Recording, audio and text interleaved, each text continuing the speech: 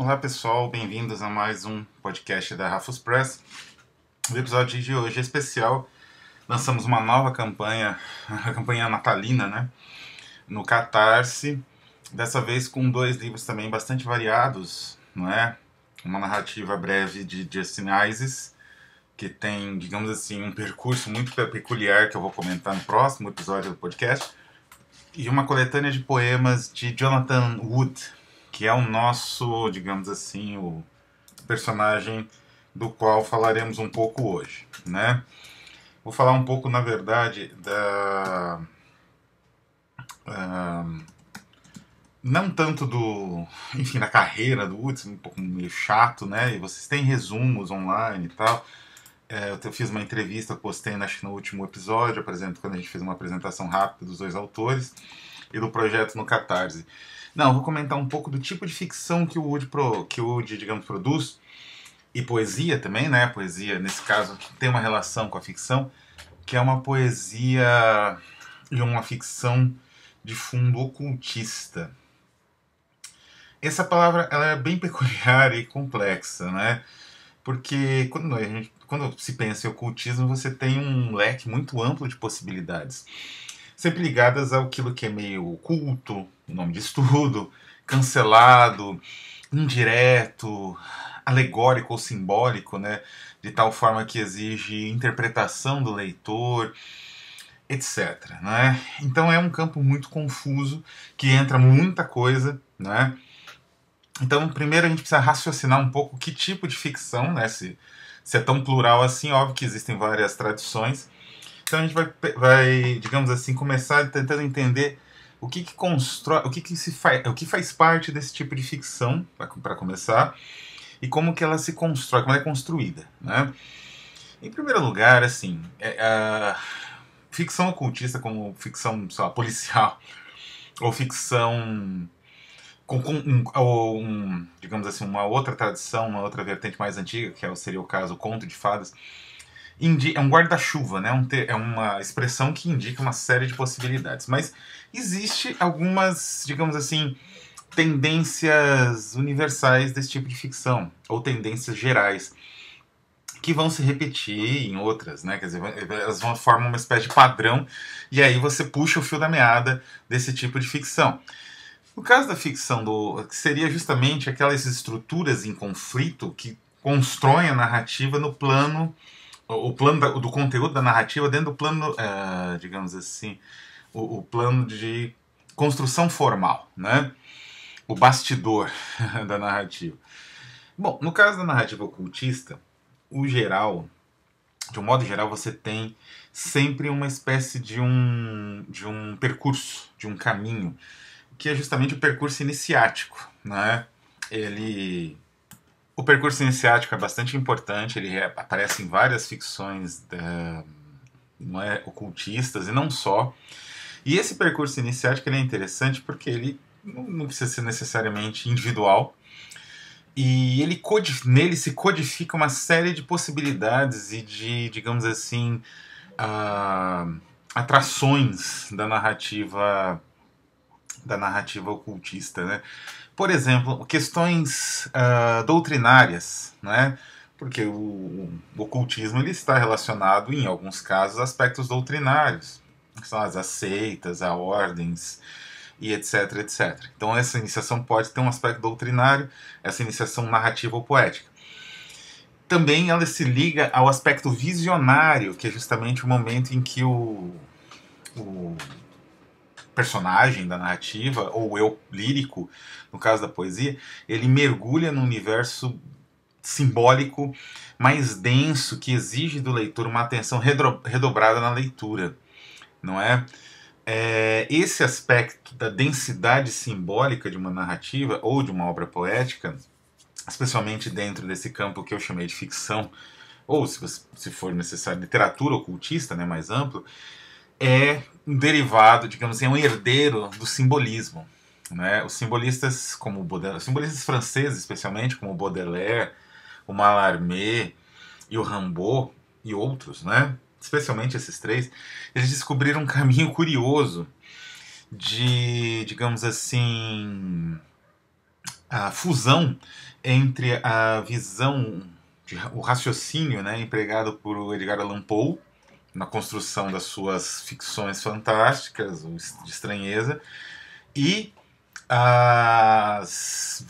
digamos assim, o universo visionário do Swedenborg, de alguns românticos que são herdeiros do Swedenborg, como o caso do William Blake.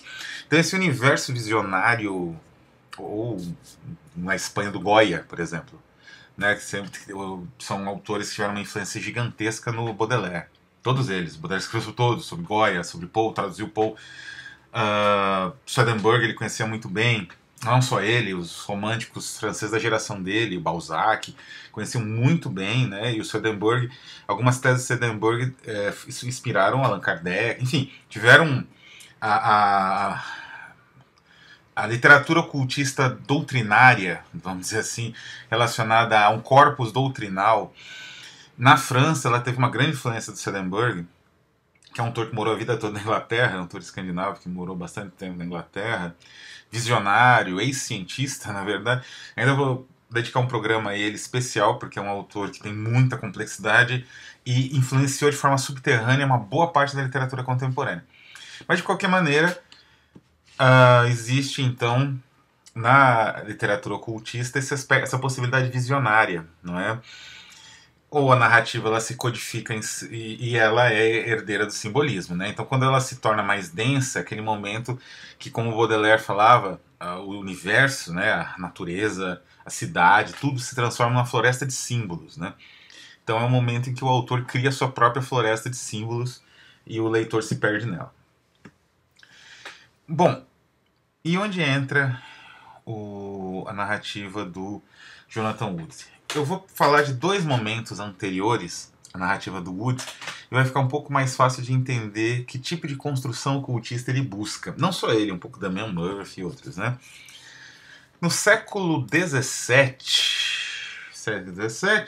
mais ou menos no século XVII, na verdade, para ser exato, 1652, o grande erudito do Renascimento, na verdade, ou do Barroco, que é o Athanasius Kircher, na verdade ele é o Athanasius Kircher, né, o padre jesuíta, erudito, conhecido mais ou menos por ter inventado a lanterna mágica, outras coisas assim, escreveu sobre tudo. Ele era um homem do seu tempo, e mais que isso, ele era considerado até mesmo um charlatão por muitos, né?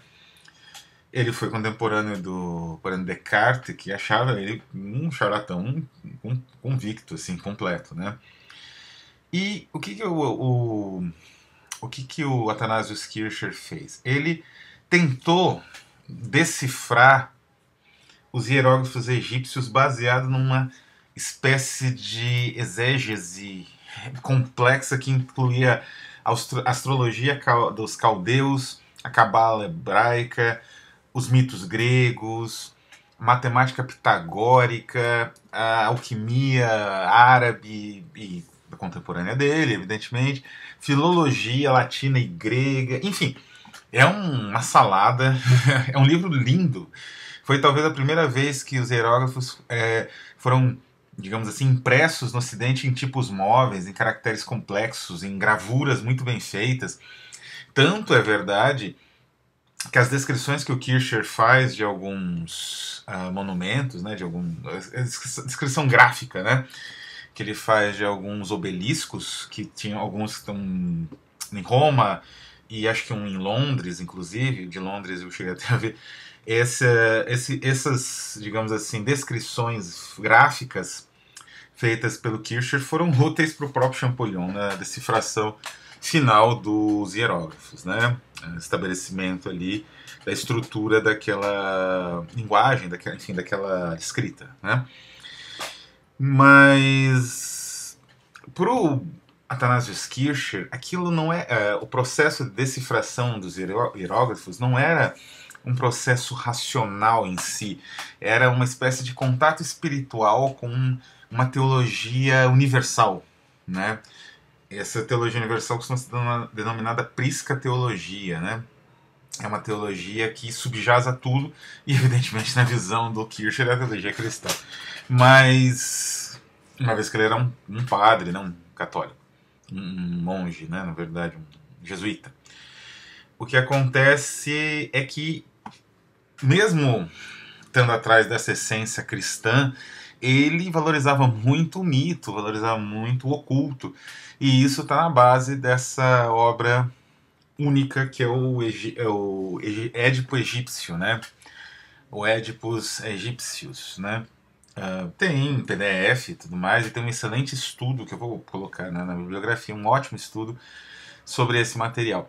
Mas essa é uma abordagem, quer dizer, do ocultismo, de certa forma, um tour de force ocultista, porque é como se o Kircher tivesse tentado revelar, quase que de forma iniciática, aquele material egípcio ilegível, né, sem a chave adequada, ele tentasse ver ali elementos iniciáticos. Ele criou, na verdade, microcontos, pequenas narrativas de cada hieróglifo, como se fosse também uma espécie de pequeno bestiário, né? A gente tem um programa sobre o tema. E cada um desses hieróglifos, então, seria uma revelação de algum elemento, né? Como uma espécie de carta de tarô. Então, aqueles obeliscos que ele estudou mais, né? Seria fonte de estudo mais, digamos assim, direta, né, dos hieróglifos, esses obeliscos seriam quase como assim, o jogo, né, do tabuleiro de um meeting ou de um tarô, não é, com seus arcanos, suas construções narrativas ali que implicavam cada um daqueles signos hieroglíficos. Então, era uma maneira ritualística, né, de evocar um passado e que resultava, para o leitor de hoje, algo quase cômico, porque as interpretações dele dos hieróglifos eram completamente erradas, né? Quando o Champollion fez a leitura da Pedra Roseta e de outros monumentos e obeliscos, né, já com a chave de a chave de decifração da escrita, as mensagens eram muito mais sóbrias, muito mais palacianas, o que é bastante coerente do que as mensagens apocalípticas quase que o Kircher via nesses mesmos monumentos. Então essa é a visão ocultista, ela implica numa interpretação, e não só numa interpretação, numa ritualização de certos elementos, que no caso do Kircher era, na verdade, o estabelecimento de um mistério, né? Que no caso do Kircher era o idioma, na época dele, indecifrável dos egípcios, né? do Egito Antigo. O segundo ponto, né? A gente faz sempre assim por saltos, e esses pontos servem de baliza, de parâmetro para a gente entender o autor contemporâneo que a gente traz em cena. O segundo ponto se encontra na Inglaterra, no período vitoriano, na forma do escritor Edward Bulwer Lytton, uma narrativa quase de que seria ficção científica hoje, né? Chamada The Coming Race. A minha edição, que é uma edição que segue bastante a edição original publicada em 1871, de forma anônima, né? Já então o paratexto inicial do nome do autor era elidido, digamos assim, no livro original, já um aspecto assim iniciático, né, que ele já colocava em pauta.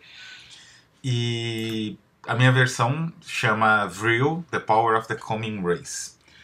É uma narrativa bastante curiosa e ela, assim, ela tem um desenvolvimento usual, convencional, de uma narrativa especulativa com elementos de ficção científica, seguindo já a trilha do Júlio Verne, que o Wells seguiria 10 anos depois, um pouco depois, né? E o Bulwer Lytton já tinha em mente de trabalhar, então, um reino subterrâneo descoberto, por acaso, por um viajante que visitava um engenheiro de Minas, amigo dele. Ele sofre um acidente, ele se vê nesse reino.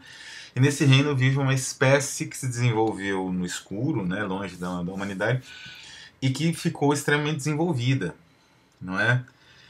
E nessa narrativa, que é até bastante simples, num ponto de vista, né, usual, o que o Bulwer Lytton faz? Ele, digamos assim, codifica nela certos elementos iniciáticos que alguns, por exemplo, os teosofistas, não é? Alguns anos depois, eles buscariam ler, e não só os teosofistas, né? O próprio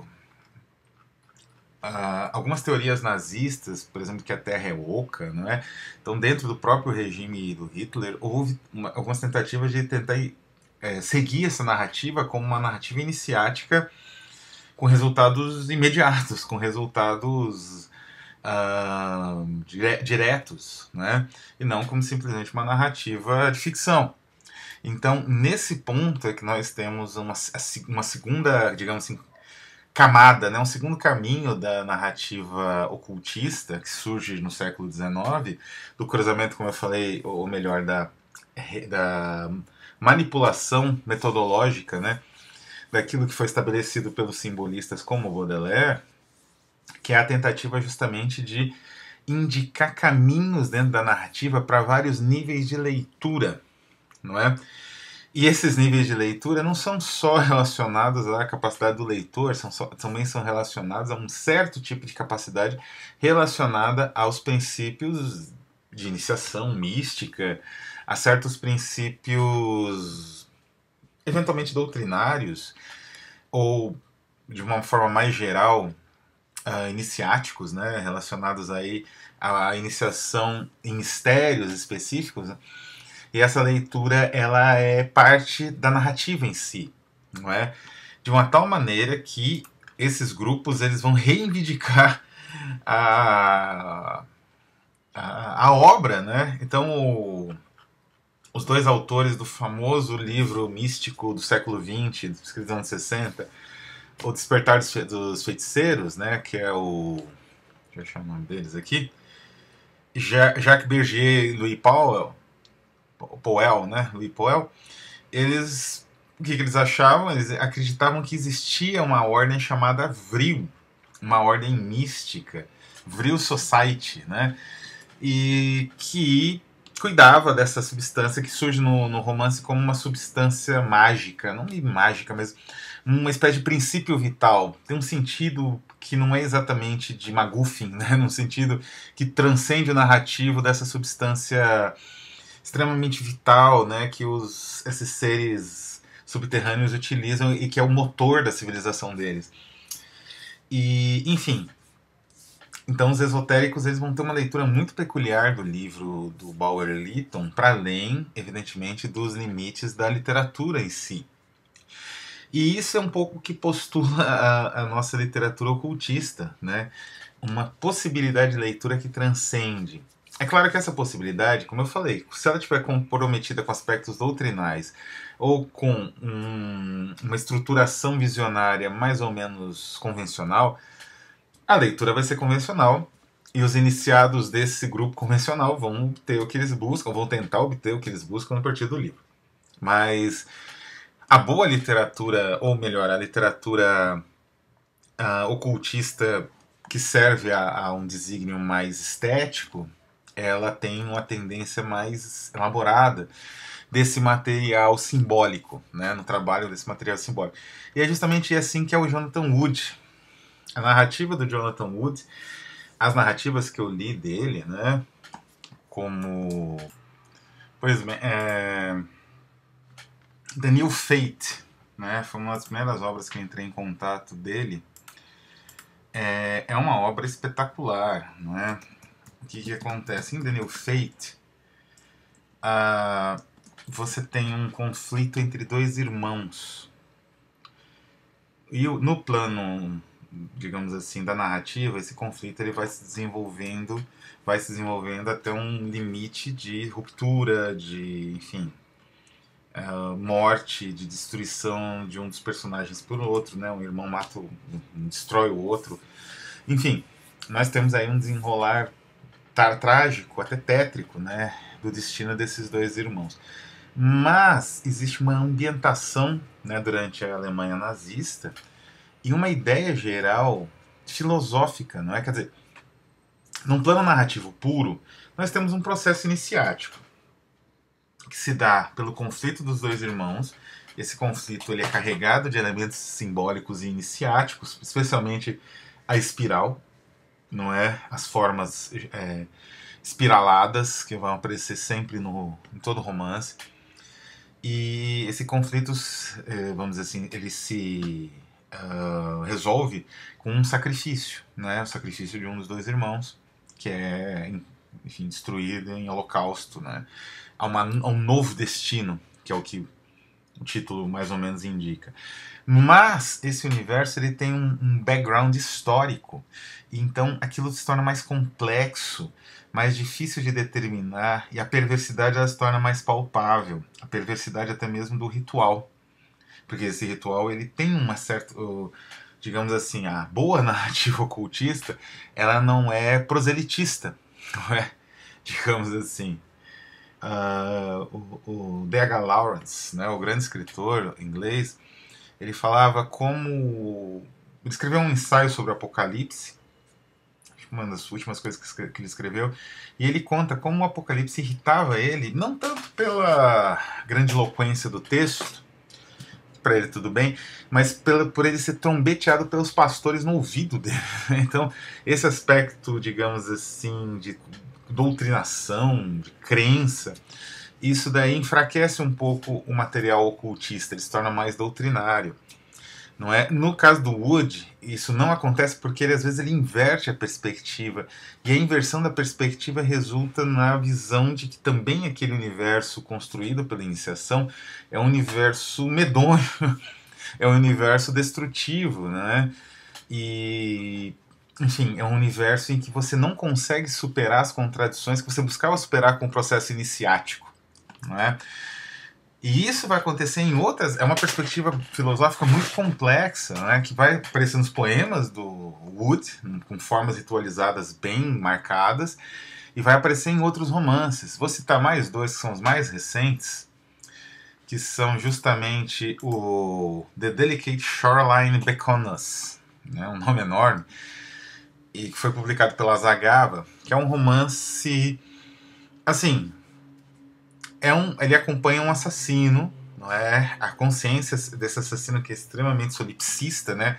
É um romance que ele se passa na consciência de um personagem. Não é só um romance a partir do ponto de vista de um narrador em primeira pessoa. Não.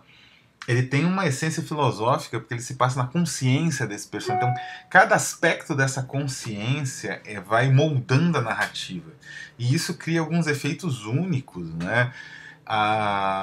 Em determinado momento que o narrador quer esconder o cheiro, né, de coisas ali que ele está, digamos assim, preservando, guardando, enfim, e que ele usa peixe para isso, um monte de peixe que ele faria ali frito, como os ingleses comem às vezes e tal, e ele prepara e não faz, né, ele deixa guardando ali numa parte do hotel dele mais úmida, mais fria.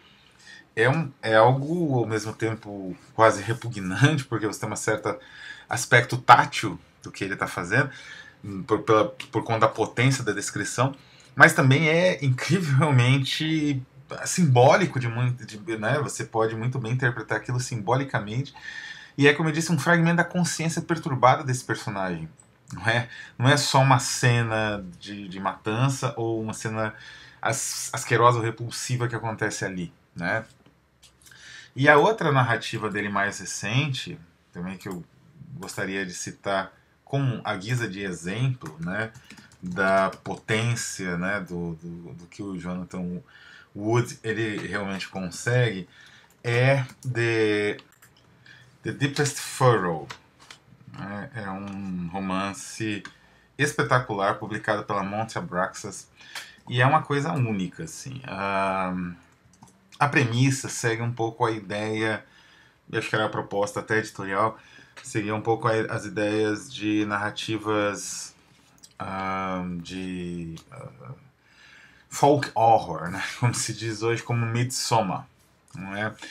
E lembra um pouco até o Midsommar em certos aspectos. Mas o que ele desenvolve narrativamente é brilhante, né? Digamos assim, bastante original dentro desse sentido de folk horror. Em primeiro lugar, não há elementos sobrenaturais visíveis. Isso também é um ponto importante no Jonathan Wood. A narrativa iniciática dele se dá na concretude, no que é concreto, não é? em certa materialidade. Existe uma espiritualidade que ela é aludida e ela é alcançada através da peripécia da narrativa, dos elementos narrativos propriamente ditos. Não existe evocação de seres ou coisas do gênero, que acaba carnavalizando a coisa e reduzindo um pouco ao ridículo, né? Como acabou acontecendo com Lovecraft, por exemplo, né? Não, o Jonathan Wood, ele existe uma camada sobrenatural, mas o acesso a ela não é fácil, né? O acesso a ela exige certa interpretação, certa visão da narrativa, etc. Então, Deepest Furrow não tem elementos sobrenaturais. É a história de um homem que está cansado da civilização, que resolve um belo dia descer do trem de trabalho, que leva ele para o trabalho dele, de ida e volta, largar tudo, descer desse trem e seguir algumas pessoas andarilhas, né, maltrapilhas que viviam ali à margem dos trilhos e seguir a vida dessas pessoas no campo, não é? Então, enquanto mesmo Midsommar parte para uma certa idealização da vida no campo em contraste com a falsidade da vida urbana, o que é uma visão, digamos assim, um pouco primária e perigosa, de certa forma, que era a visão dos nazistas mesmo, o Jonathan Wood ele faz um caminho interessante que é tanto a civilização é banal e isso causa uma certa repulsa, uma certa ojeriza no personagem, quanto a nova civilização que ele encontra ali à margem também é horrível e ela igualmente não tem, ele também não tem lugar dentro dela. Não é, não tem lugar nem num ponto nem no outro. Isso lembra um pouco alguns textos do J.G. Ballard, que é um autor que também tem bastante influência, né, na contemporânea, mas é articulado de uma forma muito original, não é? E então ele tem esse retorno, essa tentativa de retorno à civilização, né, para escapar dessas pessoas que o libertaram e depois se tornaram seus algozes, né? E é de novo um caminho iniciático, né? Cada momento, tanto a Shoreline quanto Deepest Furrow são narrativas fragmentárias, né? Assim, pequenos fragmentos, esses pequenos fragmentos vão montando a história, sempre a partir de uma perspectiva absolutamente solipsista do próprio personagem, né? Enfim, os poemas que o Jonathan Wood, né, no manuscrito, liberou para nós e vão ser produzidos no livro Dias de Sol, eles seguem, né, na forma, na construção poética, esse universo de iniciação, de descoberta e principalmente decepção com os universos simbólicos, né, tão pacientemente construídos, seja o universo simbólico novo, né, seja o universo simbólico ali tradicional que o personagem tenta escapar, no caso é o lírico. E essa construção irônica é que cria um efeito de que, enfim, você precisa ir mais longe ainda. O processo de iniciação ele só começa com a peripécia iniciática dos personagens. Ele vai mais longe. E indo mais longe, cada vez mais, enfim, aonde isso poderia chegar, né? É algo que também fica em aberto nas narrativas de Jonathan Wood. E, enfim, é um material único que eu gostaria muito de contar com a participação de todos para ver publicado.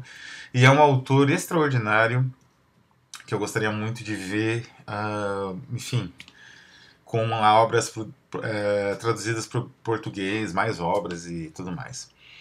Enfim, vamos ficando por aqui. Né? Na semana que vem eu vou falar um pouco do Justin Isis, que segue um caminho muito particular e que não é nem um pouco parecido, né? Pode ser até eventualmente um pouco parecido, mas é o caminho próprio e a ficção dele também segue um caminho próprio nesse sentido. Então é isso, agradeço e até mais.